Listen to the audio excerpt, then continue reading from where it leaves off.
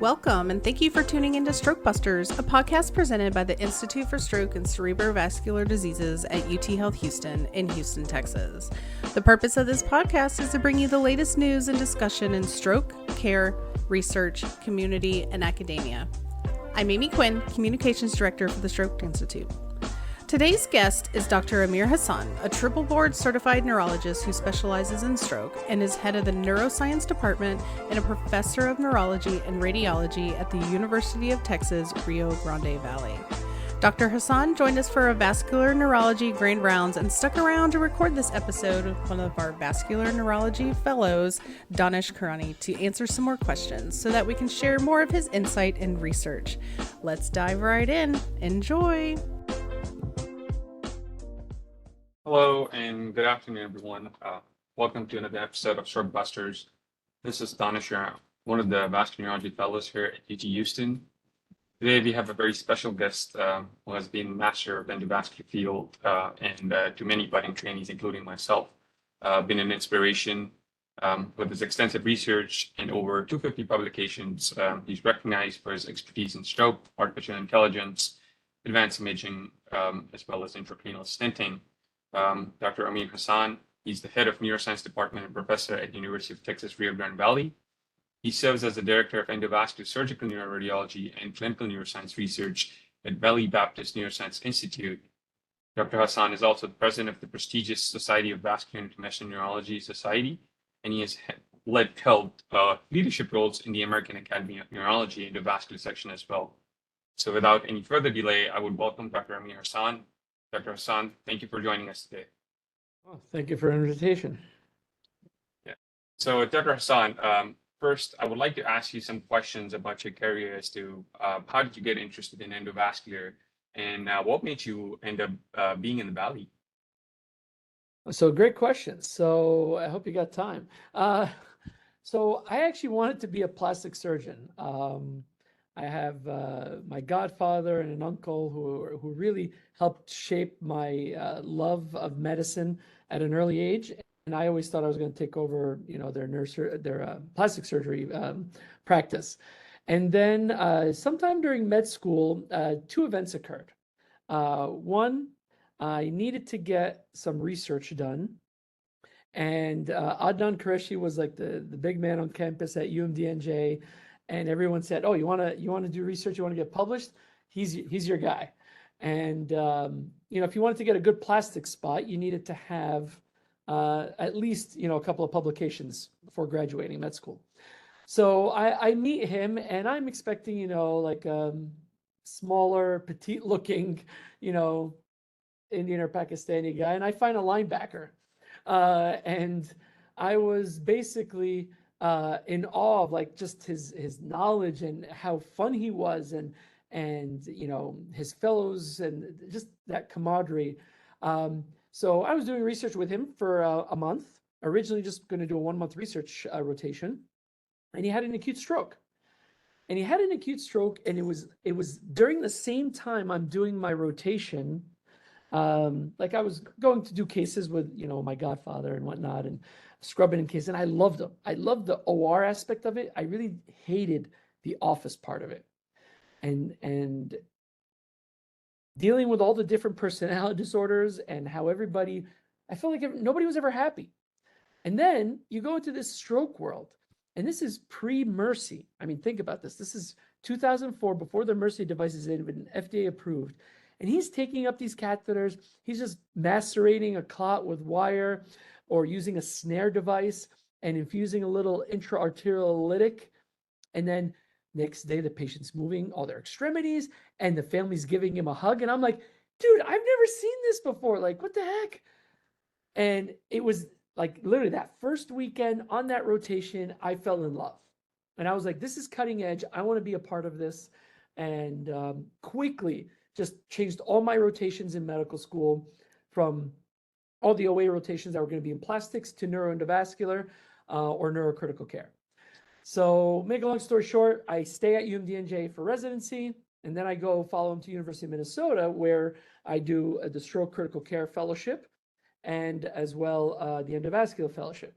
And while I'm there, you know, I had just gotten married to my wife, who's a Palestinian woman, but born and raised in Dubai, and she could not stand the cold. She'd leave me from like Christmas to my birthday in February. She'd just leave, like she doesn't want to be in Minnesota. So after a couple of years of that, right, we're looking for jobs as a senior fellow, and Sun Country has a direct flight from Minneapolis to Harlingen, Texas. And you know, they say the stars align for a reason, and they really do. I saw that Sun Country flight. I go to a fellows course, and Jose Suarez happened to be there, and he was talking about, you know, how they get all these transfers at Baylor. And Michelle Mawad, of course, was the interventionalist there at the time. And then I was like, oh yeah, you know, I've been contacting this woman in Harlingen, Texas, right? It's a primary stroke center that wants to become a CSC, and I really want to go somewhere that's underserved and warm because my wife doesn't want me to go anywhere cold. And he's like, Ameer, Harlingen is a gold mine. You need to go there. There's so many patients. They really need your help. They transfer like 70 patients a year to Baylor, and let alone what they transfer to UT and Methodist that we don't know about. So I was like, oh, wow. So, you know, when, like, again, the stars align, and I ended up in South Texas. I didn't want to go to a city that had 7 or 8. Like today, that's actually funny, right? Because there is no city that only has 7 or 8 neurointerventionalists. It's like 30, 40, or 50. But at the time, I didn't want to go somewhere that had 7 or 8 even. I wanted to go somewhere that was underserved, and really just to go build a name for myself and build a program where it was going to be a decent catchment area. And then I'd be able to help a lot of people. And then it helps you become, you know, world renowned. And that's my advice based on this, you know, conversation. The point of this podcast is there are so many untapped markets, right? For years, I've been telling people you need to go to Corpus. It is untapped. There's so much disease there, and these patients are being transferred to San Antonio or Houston or the Valley, right? I get at least a couple a month, even after they hired and they have 2 neurointerventionalists. So thankfully, they just hired a third person at a competing hospital. And then my fellow this year, Samantha Miller, just finished at UTHealth, her neurology residency and stroke fellowship there with Dr. Warwick. She joined me for endovascular, and the only reason I agreed to train her was because she's going to Corpus, right? So she's going to an underserved area. All my fellows have been hired by me, right? The Rio Grande Valley is a very underserved area. And Tekli, of course, went on to do great things in Ethiopia. So I trained my first fellow, Alex Georgiadis, who stayed on and is covering our second CSC. And then Soham Desai was my first endovascular neurosurgeon who I trained. He's he's my partner now. And then we have a new senior fellow, Hamza Sai, who will be staying on in the Valley. And then Samantha will be going on to Corpus. Well, that's great. Exciting journey, I would say. And yeah, I hope to work with Dr. Qureshi, so it'll be a cool with the experiences that I've had. Yeah, he's great font of knowledge, and always been with the trainees. So I still seek some advice from him. Yeah, a great mentor, definitely. And I don't know if you know, but Qureshi turned down the spot at Mass General. Oh yes, yeah, he did say that. Yeah, turned down the spot at Mass General to go to UMDNJ at the time. So to me, that spoke volumes. Absolutely. And it really did help shape my career. Well, it's also making difference, changing lives in Columbia, Missouri right now. So yeah, no, of course. Yeah, so that's something where patients need him. So I think yeah, he's been there. Of course, yeah, him and Farhan Sadiq, who's my co-fellow. Great guy, great hands, and they're both there in Missouri. Well, so Dr. Hassan, other question I had.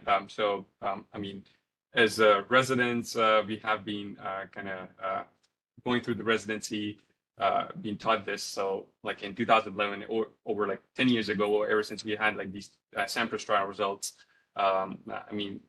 there has been, what inspired you to dig deeper regarding the intracranial stenting after this trial? And then I'm just thinking about like how we've had like initial TPA trials with non-favorable results until the NINS trial by Dr. Grada. So what Yes. exactly motivated you to kind of dig deep into it? It's perfect, and you gave a perfect segue to that, right? So I give, stroke talks a lot, just like all of you guys do. And I always talk about how we had so many negative trials. We didn't know if it was streptokinase versus TPA. Then we didn't know if we should go up to 6 hours. It only was successful initially with 3 hours. We didn't know if we should do the cardiac dose at 1.1. We ended up doing 0.9. So that fine tuning and patient selection is extremely important. Then we had the same thing with the infamous -3 trials in 2013 for mechanical thrombectomy. And once we started confirming there's actually a large vessel occlusion, right, and not taking patients who are already open, and having new generation devices, we found a difference in mechanical thrombectomy. So it's a combination of patient selection and device. So I, unfortunately, because of 85% of my patient population is Mexican American. So a lot of Hispanics have ICAD. It is triple the national average. So when I'm seeing these patients and I have to look them in the face and tell them, I'm sorry, I know you have 90% stenosis, but I need to put you on aspirin Plavix and wait for you to have another stroke before I'm going to treat you. And only saying that so many times and having them come back with strokes, it truly breaks your heart. Absolutely. And between that effect and the sheer volume of intracranial atherosclerotic disease patients down here, and then with the weave data showing, oh, well, if we do this right and we have better guides and we have better access catheters, maybe we can do this procedure with a lot less upfront risk. And then when we've showed only a 2.6% risk, we started treating a lot more ICAD patients because we knew the initial problem was the upfront risk. So if I could decrease that, then I know I'm preventing future disease because from the 30 days to 1 year follow-up on Sampras, it was 2.2% risk in stented patients. 6.2%, triple the risk in the medical therapy arm. So that's what made us become the #1 wingspan users in the United States. Then having several tough ICAD cases with wingspan, and then hearing that presentation that Resolute had just come out with this new slimmer profile 2x8 stent, that's what made me intrigued to try balloon mounted stenting for ICAD. And the rest is history. Now we talk about it all the time. I get text messages from friends all over the world, and we've really helped a lot of them implement this technology into their practices.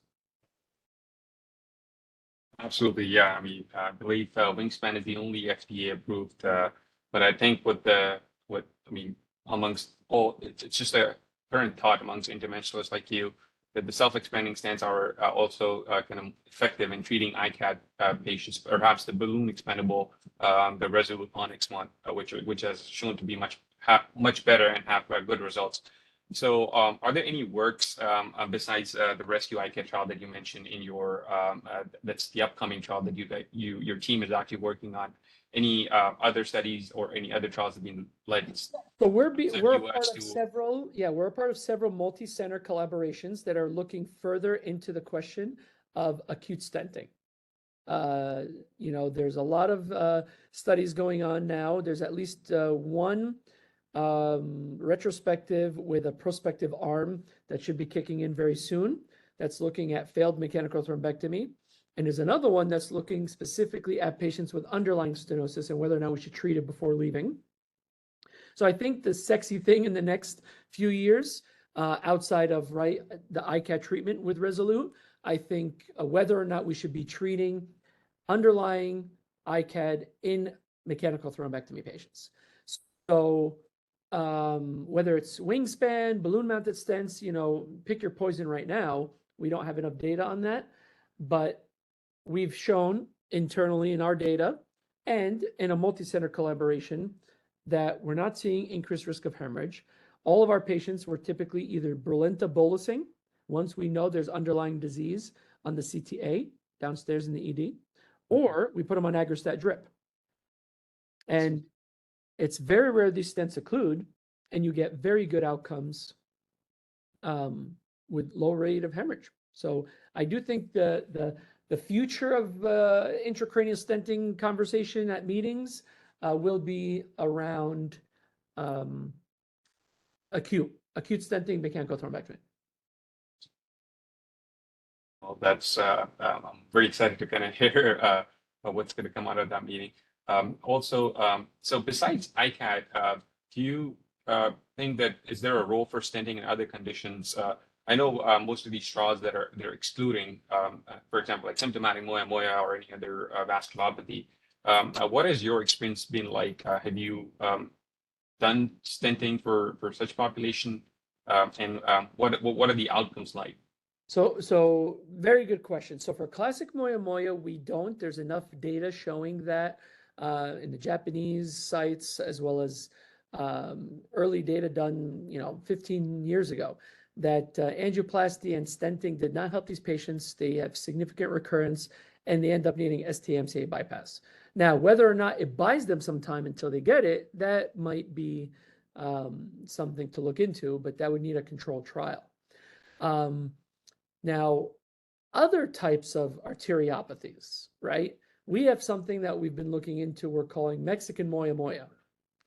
And what it is mirror paraclinoid, supraclinoid arteriopathy, not MCAs. Mm-hmm. So it's not moya. And I have several of these women that we've been following that had either gotten stenting, angioplasty, ST-MCA bypass, and unfortunately, they're all diabetic, they're all obese, they all have hypertension, and it is a problem. And we don't know what to do because immediately when they come in with their first event, you start seeing like 99% or 95% stenosis in the left, for example, and then you see the right is greater than 75. You know it's going to shut down. And what do? Do I prophylactically treat it? I put them on DAPT. I do everything. I've tried everything, and it doesn't work. So I don't think there's a role for stenting and angioplasty in those patients unless you're buying them time until ST-MCA bypass. So in the acute setting, I've done it. Like I've done a case where a patient came in with acute stroke, and I did it. And we're lucky we did it because the patient went home with an NHF3, and then she went to one of those famous institutions to get ST-MCA bypass. So again, it comes to a point where you said it has to be individualized from patient to patient, but Yes. Not a strong indication. Also, Dr. Hassan, so how should a prospective interventional fellow trainee or train themselves in mechanics of stenting? Is there any additional training incorporated into the fellowship for this? Because I know, the experience actually does matter. And as Yes. we can So see, it's a great question. So utilize your med reps. I know Sunil does this a lot. He gets the industry to come sponsor flow, flow models with you guys. Let Stryker bring in wingspans, bring in gateways, have you deploy them in flow models and practice the exchange. I think that is the most important step you could learn early on in your fellowship. Practice the wire exchange. And ask them to bring a tortuous model. Like you want to struggle. So you see what you're dealing with and how important it is to have, a good guide catheter really high up into the vertical portion of the petrous. I even bring the Fubuki into the horizontal petrous. Have a Cat 5 or a Sophia EX, use a synchro support wire or a Zoom 14 wire, and just practice the exchange and see the difference. Like tell them, can you bring me a transcend wire and bring me a synchro 2 support? And try to do the same procedure on both wires and you're going to notice a difference. Oh yeah, I think the harder you are in terms of the turns and the more you practice, the better it's going to be. I think very true advice for the fellows, especially we have. I think flow model training is much better than those simulators. I think the simulator is great for first year fellow just to learn diagnostic, to learn some of the basics of the neurointerventions, whether it's flow diversion, coiling, AVM embo, but I think you really need a flow model that's tortuous and do it yourself with your hands. Do you get kind of same amount of resistance on the flow models compared to like? Oh, in the tortuous models, yes. Especially if they throw in a bovine that has like a cervical loop and a really high acute angle, cavernous paraclinoid bend. Those patients, you will be like, wow, this is hard. Like you will struggle to bring up a distal access catheter in that anatomy. Dr. Hassan, one last question that I would like to ask you. So, if you were to like design an ideal stent for, especially for the treatment of ICAD, I mean, what would be the characteristics? And what do we have? I mean, right now we have Resolute Onyx in the market, but are there any upcoming that you know? So coming? there's a lot. I again, I consult with everybody. I have probably a dozen startups that come to my lab. Every week I have somebody new, and we'll block one of the biplanes and we'll have the flow model and we'll test their product and we'll give them feedback. I love to work with everybody because I believe innovation is driven by competition. So if you believe in that, you should work with everybody to make everybody's products better, right? I hope Stryker comes out with Wingspan 2.0 or whatever they're going to call it, right? And I want Medtronic to move forward with balloon-mounted stent that's on label for neurointervention and really bring the bar up. In Europe, you have the Acandis and the Neurospeed balloon, right? There are devices that we don't have here in the US. So I do work with everybody. I've seen dozens of prototypes in this space, and it hasn't been done yet. But in my mind, self-expanding that goes through a dual lumen balloon microcatheter would be the best setup. If I could design the perfect like scepter balloon that would be non-compliant, so it has to angioplasty. It can't be soft like scepter is. But let's say you merge gateway and scepter into one product, and that angioplasty is performed. Then you push. You have like a flow diverter. You just load your intracranial stent, and it has to have a lot of radial force. It has to have even more radial force than Wingspan. And then I would deploy those devices in that setup. And I think that would be the perfect setup with a drug-eluting stent. Like that stent, not only is it self-expanding, but it's also drug-eluting to prevent restenosis. Because I'm going to be honest, after seeing a lot of this now with flow diverters like Evolve or some of the pipelines, you get a lot of endothelialization that occurs that might look like stenosis, but it's not stenosis. And then sometimes you see it improve after the 1 or 2 year follow-up angiograms.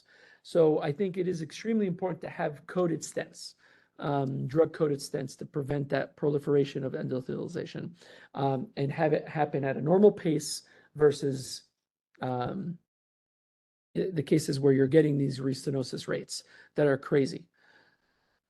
I mean, we shouldn't be dealing with 30% restenosis.